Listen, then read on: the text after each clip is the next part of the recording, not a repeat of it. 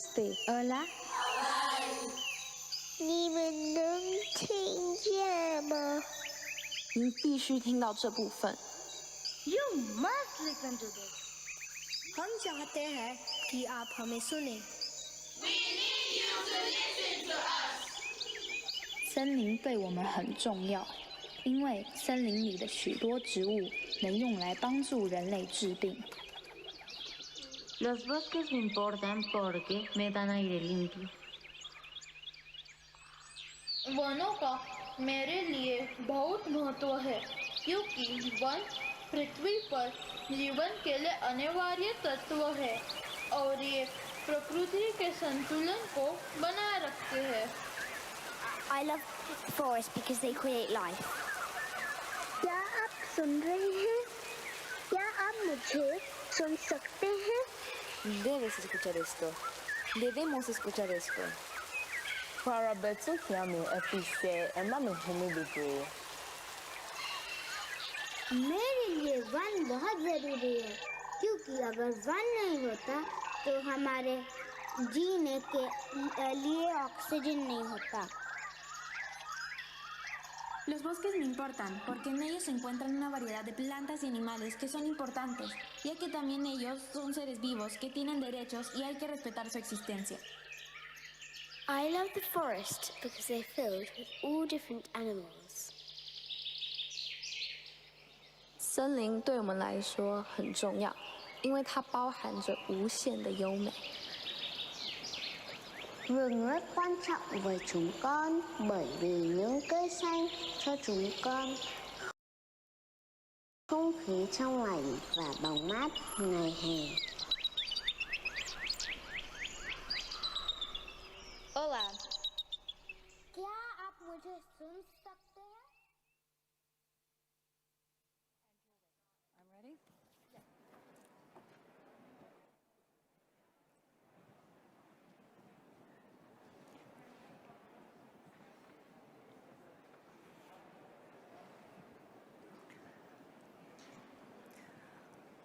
Ladies and gentlemen, can I please ask you to take your seats? We will now be starting this incredibly important session on forests and land use.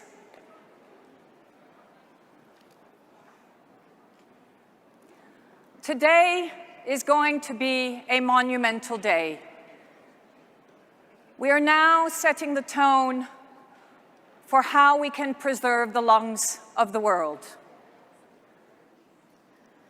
Your Excellencies, distinguished guests, ladies and gentlemen, those of you who are here and those of you who are watching, my name is Sandrine Dixon de Clèves. I am the president of the Club of Rome, an organization that 50 years ago indicated that there were limits to growth and that we must live within our planetary boundaries. What we are doing today, in this decisive decade, is to demonstrate that forests are at the heart of the survival of people and of this planet.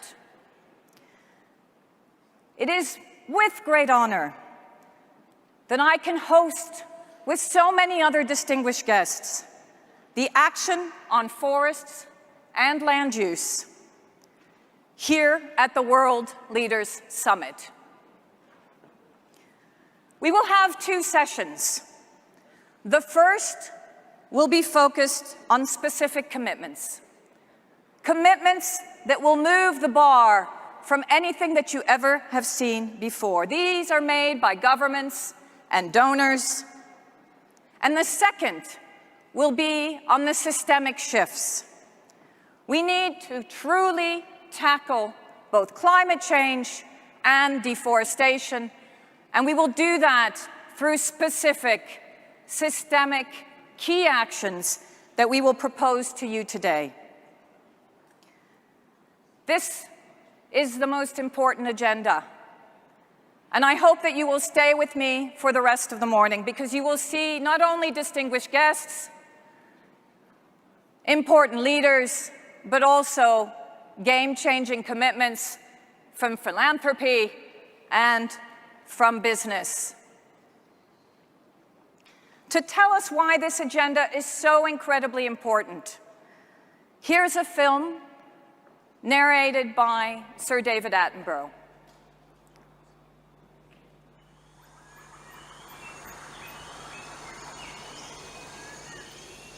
10,000 years ago, Earth was home to an estimated 6 trillion trees.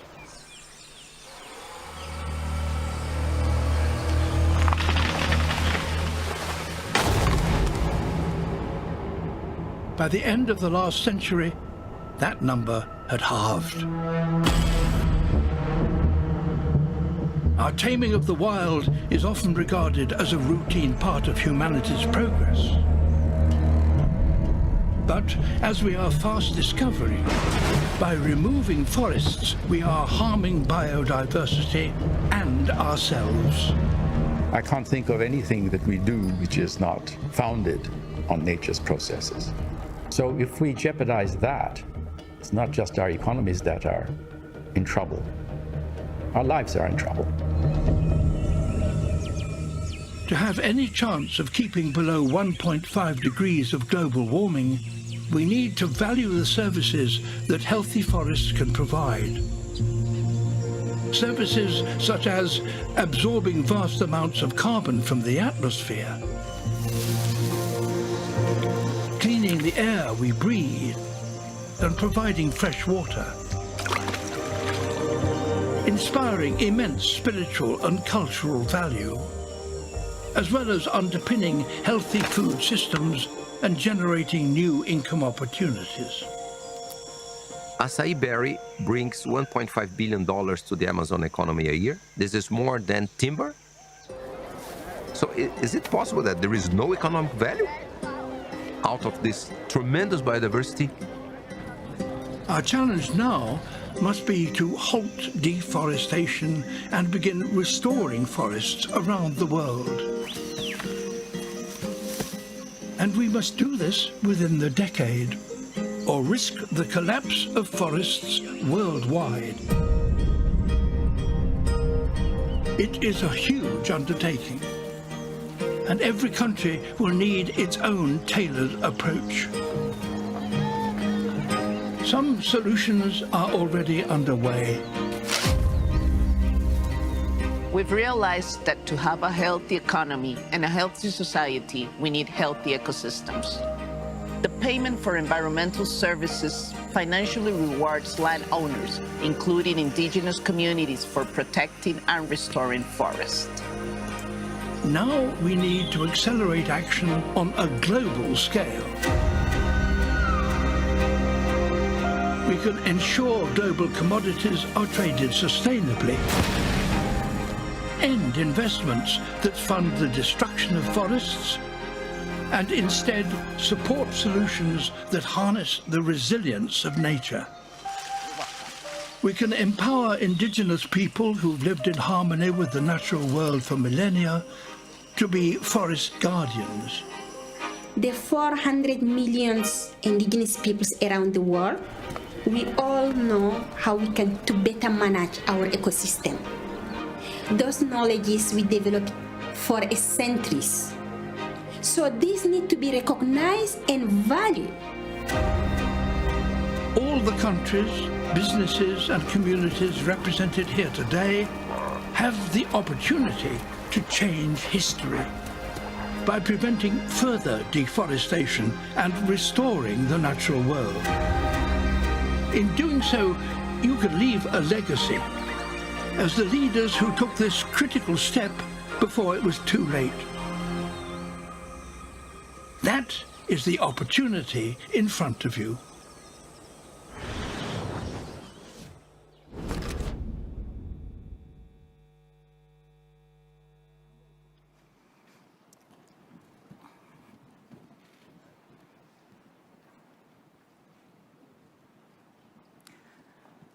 How can we not be inspired by the incredible Sir David Attenborough? May I now ask you to turn your attention to 3 very important leaders, including the host of this very conference. I would like to welcome to the stage President Ivan Duque of Colombia, President Joko Widodo of Indonesia, and of course, our honorable host, Prime Minister Boris Johnson of the United Kingdom, for our first session on country ambition. Gentlemen, here, I will be here, President of Indonesia. Prime Minister, I will allow you to go to the stage first. Thank you.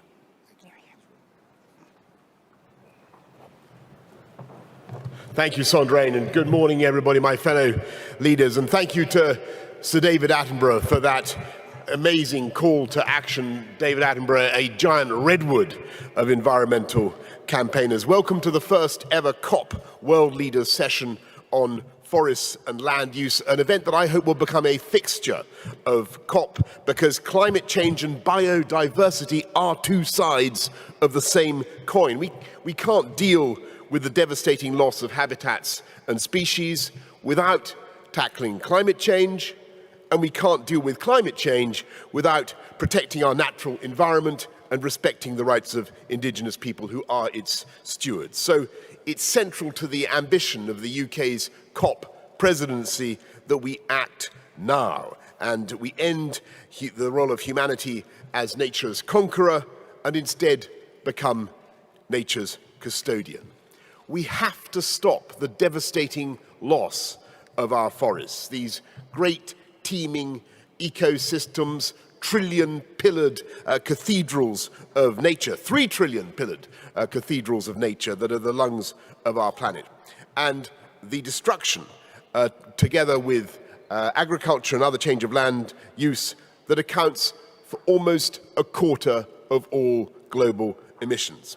So, if we want to keep the Paris goal of 1.5 degrees in sight and support communities in the front line of climate change, we must protect and restore the world's forests, and I believe we can do it. And many in this room have already made bold commitments, including President Widodo, who's introduced a moratorium on forest and peatland exploitation in Indonesia. And President Duque, thank you. President Duque, who has taken fantastic strides in safeguarding the Colombian Amazon, as well as leaders of the countries of the Congo Basin who are working to protect their precious forest. And with today's Glasgow Leaders Declaration, not 105, but I'm told that today 110. Is that right, Sandrine? 110 leaders have come together representing over 85% of the world's forest estate. They've made a landmark commitment to work together to halt and reverse deforestation and land degradation by 2030. Not just halt, but reverse.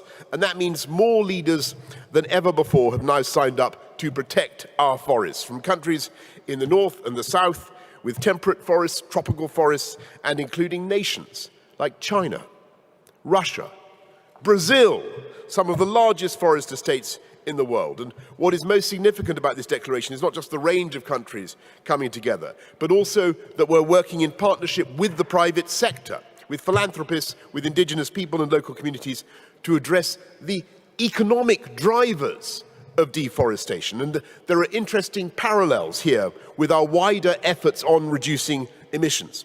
For years we made pledges about reducing the use of coal, but what really matters is the rapid development of clean technologies with private sector investment. And this transformation has become an unparalleled economic opportunity for growth and for job creation.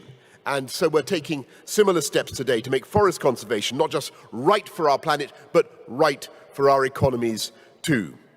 We know that 80% of tropical deforestation is driven by the global trade in agricultural commodities. So the UK and Indonesia have brought together countries that produce and consume these goods to agree a roadmap for sustainable trade so that we can grow our economies whilst reducing the pressure on our forests. And I'm delighted that this has now been signed by 28 countries, accounting for around 3/4 of global trade in these commodities. And as a result, cocoa farmers in West Africa should receive a better, fairer price for their products in return for protecting their forests. International trade standards should reward producers who shift their production to more sustainable methods, and assisted by new technology, supply chains can and will become ever more transparent. So as consumers, we will all be able to enjoy guilt-free chocolate. I mean, I suppose that's carbon guilt-free, not calorie guilt-free chocolate, safe in the knowledge that we have not just helped to prevent deforestation, but unlocking the opportunities of a sustainable food and land use system worth £4.5 trillion worth of trade by the end of this decade. We also want to mobilize global finance on an unprecedented scale. In the last decade, roughly 40 times more finance flowed into unsustainable land use practices than into forests protection and conservation, while agriculture, forests and other land use receives just 2% of available finance. So as we sign this declaration today, let's also galvanize a radical shift in public and private finance. Let's channel funds towards securing the rights of indigenous peoples and local communities, and shift trillions towards supporting sustainable jobs, so that protecting our forests is not only the right course of action to tackle climate change, but the right course for a more prosperous future for us all. And like the advance of Birnam Wood at the end of Shakespeare's great Scottish tragedy, let's work together, not just to protect the forests, but also to ensure that the forests return. Thank you very much. Thank you so much. Thank you, Prime Minister, for setting the scene for this very ambitious set of commitments that we will have today. And now, can I please turn to President Duque, if you would like to use the lectern?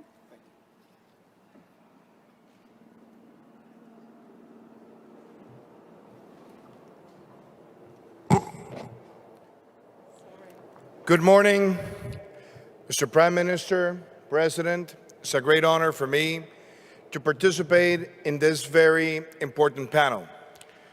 We're gathered here in Glasgow in the COP26 to discuss the future of the world. And we embrace this discussion also considering that this COP will have a big impact on the biodiversity COP15 that will take place in 2022. Both are intertwined. And the future of biodiversity also depends on what we do here. So we're conscious that the most important thing that we can do in order to avoid a climate disaster is that we accelerate our route to achieve carbon neutrality. But I want to raise today in this panel that it's very important to be carbon neutral, but it's also very important to be nature positive. Carbon neutral and nature positive are two concepts that must be in the minds and hearts of every citizen. I come from a country where 52% of our land is tropical forest. 35% of our land is Amazonic land. And we have 52% of the world's high-altitude ecosystems, better known as páramos. So we come today not with a theoretical approach. We come here with clear commitments. And we decided to sign the Leaders' Pledge for Nature so that by 2030, we will have 30% of our land being declared a protected area. But I must say this today, we're not waiting until 2030. We are today committing ourselves to protect 30% of our territory as a protected area in 2022, because we must act now. We are working to achieve this, also with sound regulation.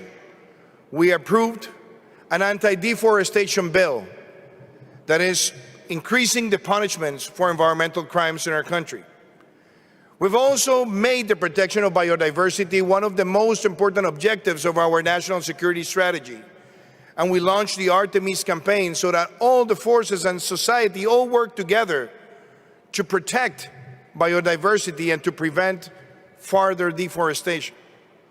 But the most important thing we have also done is that we joined the 1 Trillion Trees Initiative that was launched 2 years ago in Davos. And we committed to plant 180 million trees by August 2022. And ladies and gentlemen, we are going to fulfill that commitment, and we will finish this year with 120 million trees already planted in Colombia.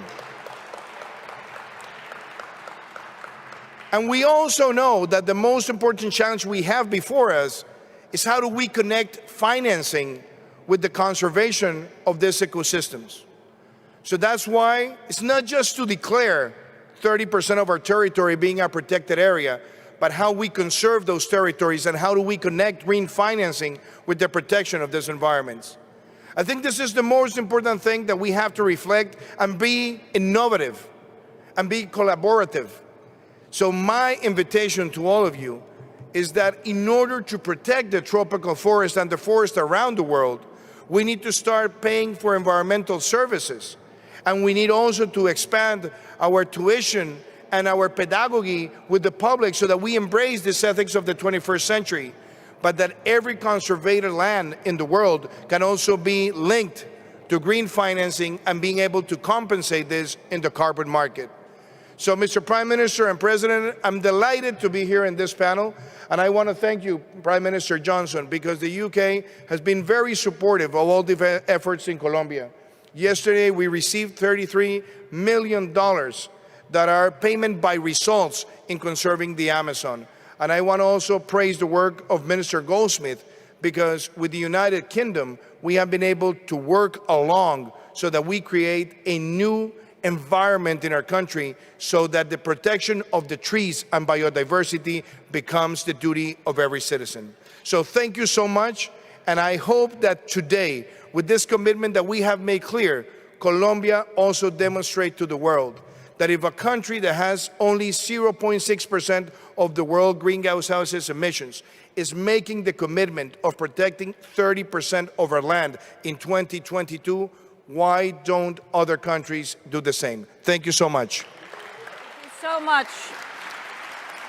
Thank you, President Duque, for your incredible remarks. Thank you so Very much appreciated. May I please show gratitude for what you have done on the Leaders' Pledge, your pledge on the 120 billion trees, and also bringing in the importance of capital and trade. And that is why I would like to now turn to President Joko Widodo of Indonesia. Indonesia has been a wonderful leader on the forest agenda over recent years, and you are also the co-chair, dear President, of the Forest, Agriculture, Commodities and Trade Dialogue. So please, I hope you will also indicate to us how this is going forward.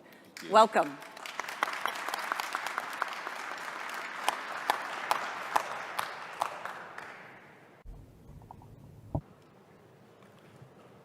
Yang Mulia, Your Excellency Boris Johnson, Your Excellency Ivan Marquez, distinguished leaders, at the World Leaders Summit yesterday, I conveyed that the forest and land use sector in Indonesia will become net carbon sink by 2030. This is Indonesia's commitment to be part of the solution. And Indonesia's concrete achievements on forestry sector is beyond doubt. In 2020, forest fires was minimized by 82%. In 2019, emissions from forests and land use were reduced by 40.9% compared to 2015. Deforestation has also fallen to its lowest in 20 years. All of this was accomplished when the world lost its primary forests by more than 12% last year, and when many developed countries experienced the largest forest and land fires in history. This success was achieved because Indonesia puts climate action within the context of sustainable development. And sustainable forest management policy should combine environmental with economic and social considerations. Partnerships with communities must also be prioritized. The social forestry program was introduced to ensure that forest conservation goes hand in hand with the livelihoods of surrounding communities. This is important because 34% of all villages in Indonesia is located on the border or within forest areas. Millions of Indonesians depend their livelihood on the forestry sector. Negating this fact is not only unrealistic, but also unsustainable. Ladies and gentlemen, allow me to share my perspectives on how we could put forward forests as part of global action. First, our concern must cover all types of forest ecosystem, not just tropical forests, but also temperate and boreal climate forests. Forest fires, for example, have an impact on greenhouse gas emissions and biodiversity, regardless of the type of ecosystems.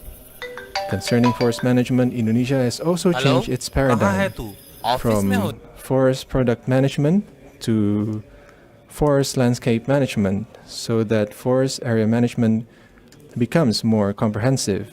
In addition, Indonesia is restoring its mangrove ecosystem, which plays a role in absorbing and storing carbon. Indonesia is home to more than 20% of the world's total mangrove area, 3.3 million hectares of mangrove area in Indonesia, the largest in the world. Second, incentive mechanism should be provided for sustainable forest management. Certification and production standard must be accompanied by market incentives so that they will promote sustainable forest management, not become trade barriers. Certifications, methodologies, and standard must be based on multilaterally recognized parameters, not unilaterally imposed and arbitrary. Certification must be fair and just so that it has an impact on welfare, especially for small farmers. Certifications must also consider all aspects of the SDGs so that forest management proceeds together with poverty alleviation and community empowerment. Third, mobilization of financial and technological support for developing countries. Commitments must be made through concrete actions and a real concrete implementation and not a mere rhetoric. Providing aid does not mean to dictate, let alone violate the sovereign rights of a country over its territory. Support should be country-driven, based on the real needs of the forest owners of developing countries. For Indonesia, with or without support, we will continue to move forward. We are developing innovative funding sources, including the establishment of the Environmental Fund Management Agency, issuance of green bond and green sukuk or Sharia bond, and developing carbon economic value mechanism as an incentive for private sectors in achieving emissions reductions. Distinguished leaders, 90% of the world's population who live in extreme poverty depends on forests. Misusing the issue of climate change as a trade barrier is therefore seriously incorrect. It will only undermine trust in international cooperation to overcome climate change and even hinder the progress of achieving sustainable development, which is in fact essential. Forest management within the framework of sustainable development is the only option, and we are ready to share our experiences and knowledge on this. Let's manage forests that is pro-environment, pro-development, and people-centered. This is the main objectives of the Forest, Agriculture, and Commodity Trade Dialogue co-chaired by Indonesia and the United Kingdom, so that we can make forests as a sustainable solution for global climate action. I thank you.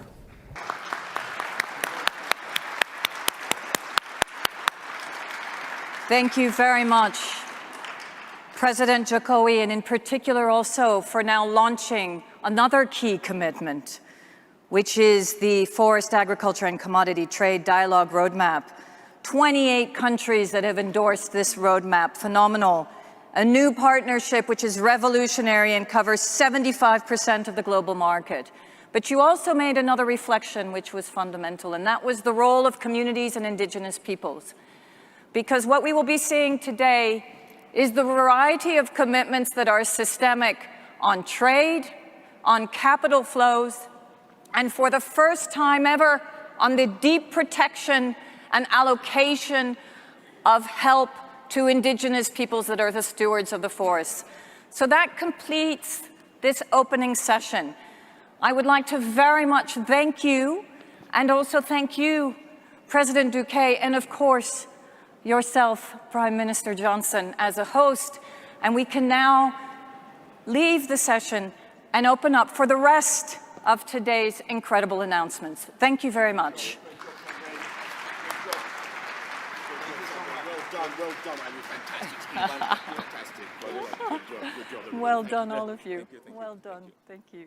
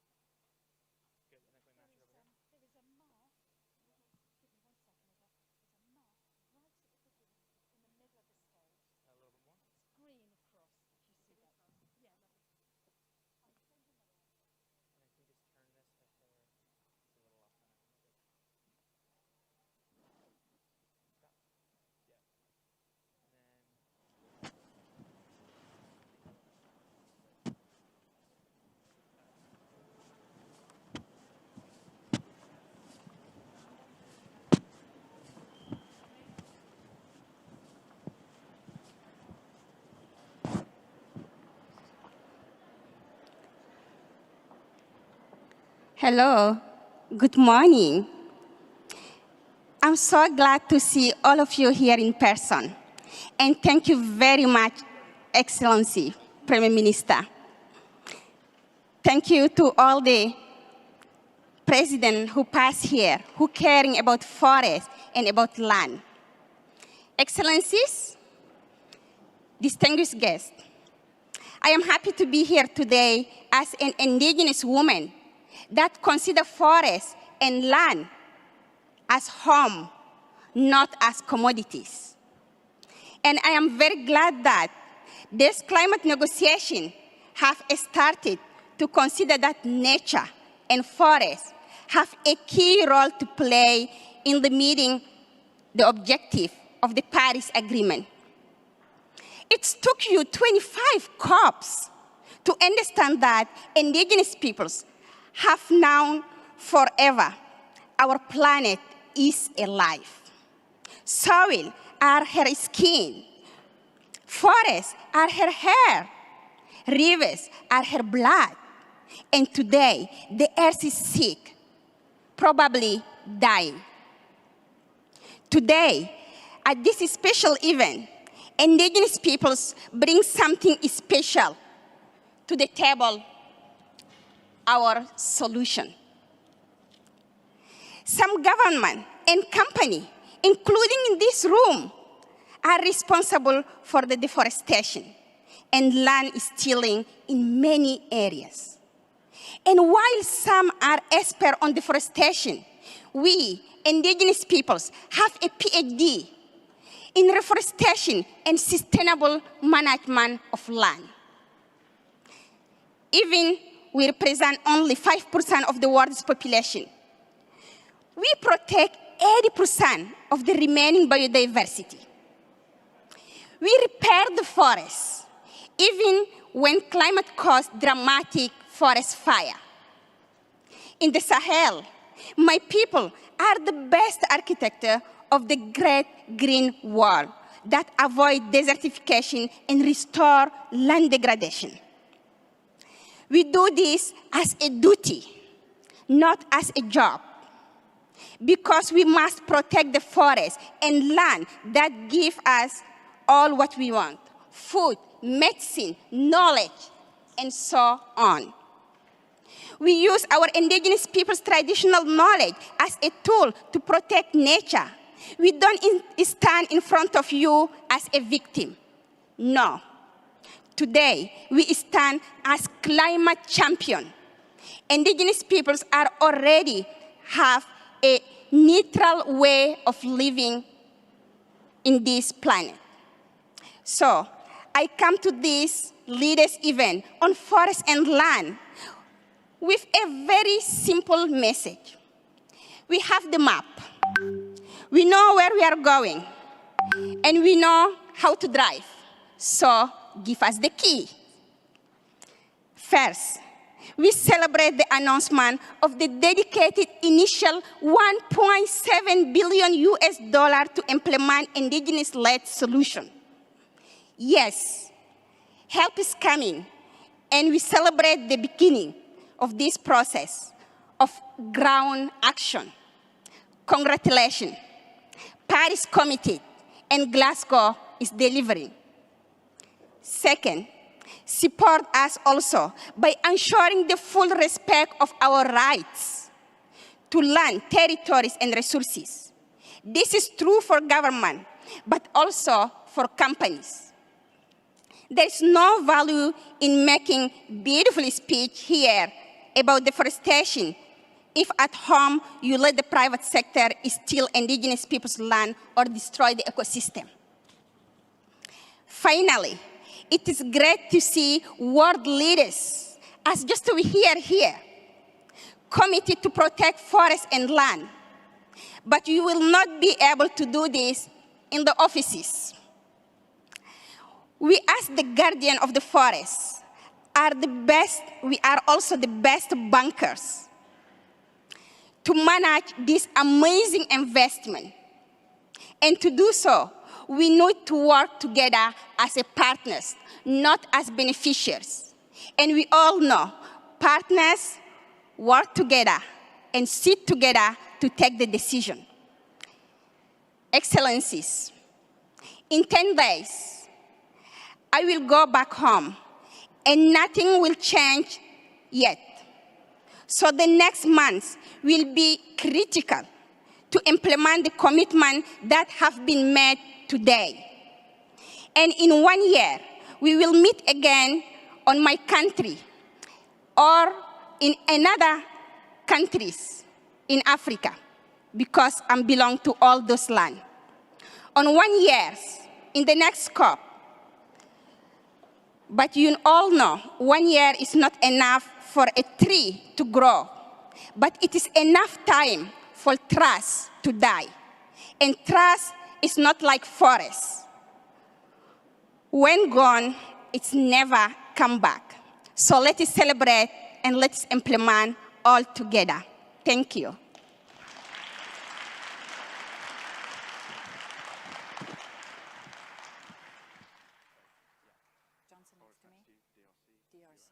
US, Gabon. Okay.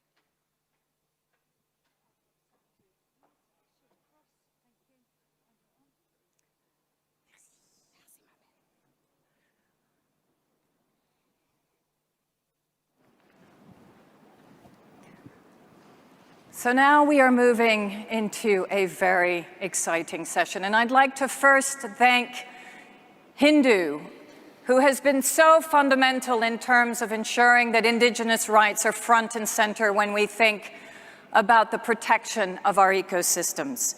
So thank you, Hindu, for the remarkable testimony and for giving a voice to the vision of so many Indigenous people and the stewards of the land. We're going to move into the next session, which is talking about scaling up action and finance. How do we shift capital to ensure that actually we protect our forests, but as what's been said so many times, we generate our land and we think about restoration? It is my great honor to welcome to the stage Prime Minister Boris Johnson of the United Kingdom, President of the Democratic Republic of Congo, Félix Tshisekedi, the President of the United States of America, Joe Biden, the President of Gabon, Ali Bongo Ondimba. I'm going to ask you to move one over. Yep. Thank you. You're there. Thank you, sir. And I seem to be missing the President of Gabon. He's coming. Okay. He's here. What an incredible lineup, ladies and gentlemen. Once again, to be part of this incredible declaration here in Glasgow on forests. So it is first my pleasure to invite the President of the United States, Joe Biden, to take the lectern. Welcome, sir. You can come here, or you can go there. Please. Good morning, everyone. It's an honor to be with you. My fellow leaders, I'm honored to represent the United States in this important discussion. Conserving our forest and other critical ecosystems is indispensable, an indispensable piece of keeping our climate goals within reach, as well as many other key priorities that we have together. Ensuring clean water, maintaining biodiversity, supporting rural and indigenous communities, and reducing the risk of the spread of disease. Our forests are also nature's carbon capture, cycling CO2 out of our atmosphere. And I want to recognize the presidents of the Republic of the Congo and Gabon are here today for their considerable commitment to conserve their forest. If we all work together to make sure these precious resources are conserved in Africa and around the world, forests have the potential to reduce carbon globally by more than one-third. So we need to approach this issue with the same seriousness of purpose as decarbonizing our economies. That's what we're doing in the United States. We've already exceeded the 2020 bond challenge goal of more than 20 million hectares of forest land under restoration thus far. During my first week in office, I issued an executive order, set the goal of conserving at least 30% of all U.S. lands and waters by the year 2030. We have put in place protections for the Songus Forest in Alaska, the world's largest intact temperate rainforest. And today I'm announcing a new plan to conserve global forest, which will bring together a full range of U.S. government tools, diplomatic, financial, and policy, to halt forest loss, restore critical carbon sinks, and improve land management. Through this plan, the United States will help the world deliver on our shared goal of halting natural forest loss and restoring at least an additional 200 million hectares of forest and other ecosystems by the year 2030. This plan is the first of its kind, taking a whole-of-government approach and working in our case with Congress to deploy up to $9 billion in U.S. funding through 2030 to conserve and restore our forests and mobilize billions more from our partners. As part of this, we're going to work to ensure markets recognize the true economic value of natural carbon sinks and motivate governments, landowners, and stakeholders to prioritize conservation. We'll work to align the private sector investment flows in our climate and conservation goals, including reducing the drivers of deforestation, creating sustainable supply chains, pursuing more sustainable commodity sourcing. And at every step, we'll work in partnership with the people most impacted by deforestation and most experienced in sustainable land management, local communities, indigenous people, local governments, civil societies, to make sure our approaches are effective and focused on the needs of vulnerable populations. Preserving forests and other ecosystems can and should play an important role in meeting our ambitious climate goals as part of the net zero emissions strategy we all have. And the United States is going to lead by our example at home and support other forested nations and developing countries in setting and achieving ambitious action to conserve and restore these carbon sinks. I'm confident we can do this. All we need to do is summon the will to do what we know is right and we know is necessary and know is within our capacity. So, as simple as it sounds, I think it is this simple. Let's get to work. We can do this, and it'll have a generational impact. Thank you. Thank you. Thank you for your inspirational words. We can get to work, we can do this, we can talk about carbon sinks and decarbonizing our economies at the same time. Absolutely. Further words of wisdom from now, notre cher président de la République. From our dear president from the Democratic Republic of Congo, thank you for being here today, President Tshisekedi, to tell us about the importance of the Congo Basin, because that's where you come from, and the importance of forests in that region. You can come and take the floor.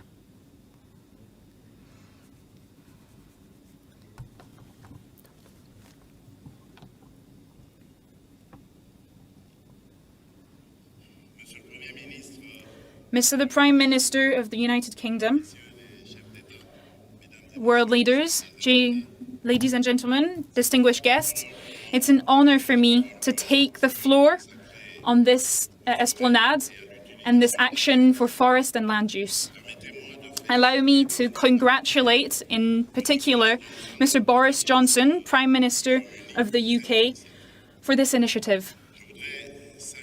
I would like to congratulate also the interest given to the Congo Basin during this Leaders' Summit.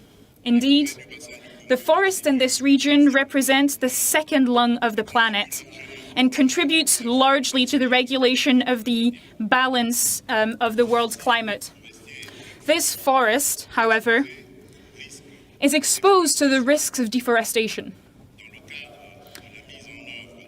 In the implementation of Paris Agreement, it is crucial to take into account the reduction of these risks, because if not, we will see a detrimental climate crisis.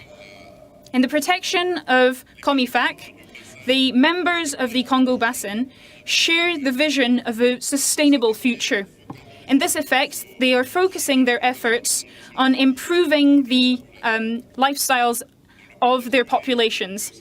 This will ensure that these people do not contribute to the degradation of forest resources.